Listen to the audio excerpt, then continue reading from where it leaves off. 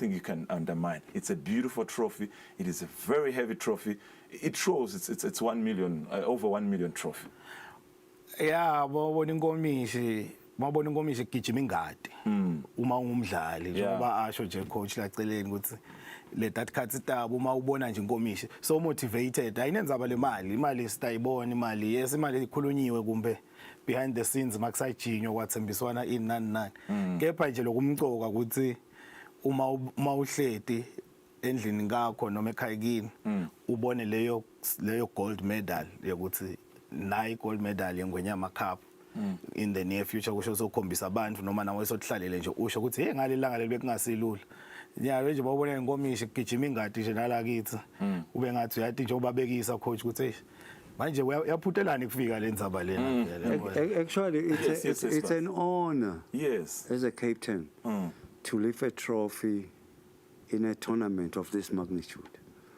kuyilifta nje ukuthi hey namhla yethu finally yethu men's nje right now ucabanga kanjani angeka lala ekhaya nangayiphakamisa lapho I'm positive and I'm sure of that ngeka lala ekhaya because utabe atmangala ukuthi namuhla kube ngimi actually for both captains namzoro on the other side njalo ikanjalo vele oba njoba sisho nje uya egroundini ufuna kuwina and kuwina lo dlala engcono ngalelo langa but nje uyawina nangenhlanhla ngalesi sikhathi kepha nje vele nje le tournament kwayo ngayo ngesikiyo nje ikhutsata wena as a player as a coach as a supporter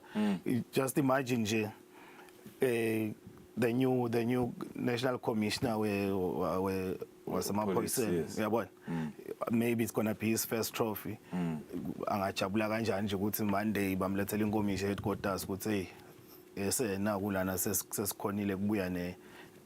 sesikhonile kukuhlalisa kahle emakhosini obazothi mawucoca nemakhosi usho hey team yami yashaya so